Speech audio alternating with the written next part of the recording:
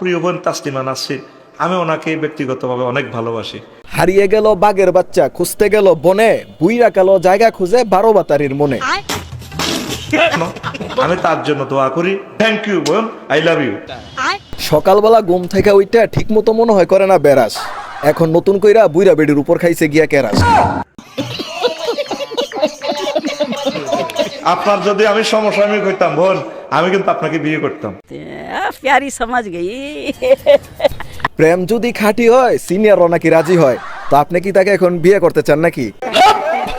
আমি কিন্তু আপনাকে বিয়ে করতাম, কারণ এরকম মানুষ আমার দরকার। আপনার না ঘরের মধ্যে বউ বাচ্চা আছে, তাহলে এই বুইরা বেডিরে কোথায় রাখবেন? কলজার ভিতর কাথি রাখমে তোমারে।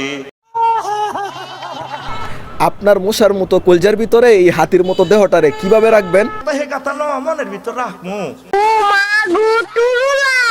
তাসলিমা নাসরিনরে যখন আপনি ফোন দেন তখন সে কি বলে? দুঃখিত, সংযোগদান সম্ভব ন।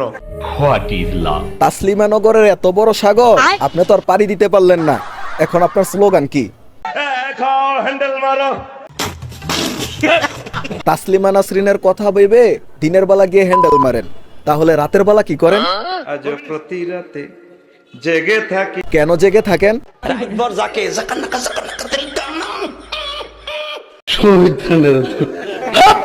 তাসলিমা নাসরিন সম্পর্কে আমাদের মোটামুটি সকলেরই জানা আছে যে কিনা নারীর অধিকার নিয়ে লাফালাফি করে, তাই তো সে শাহবাগীদেরকে পোশাকের অধিকার নিয়ে রাস্তায় নামতে বলে। যে কোনো মানুষই তার লজ্জাস্থান ঢাকার জন্য যে কোনো জায়গায়, আপনি বিশ্বের যে কোনো জায়গায় যান না কেন, কিছু না কিছু পরে, কোথাও পরেই না। তার কথা হচ্ছে নারীরা বেলা উচ্ছারা শাড়ি পরবে, উলঙ্গ এ রাস্তায় হাঁটবে।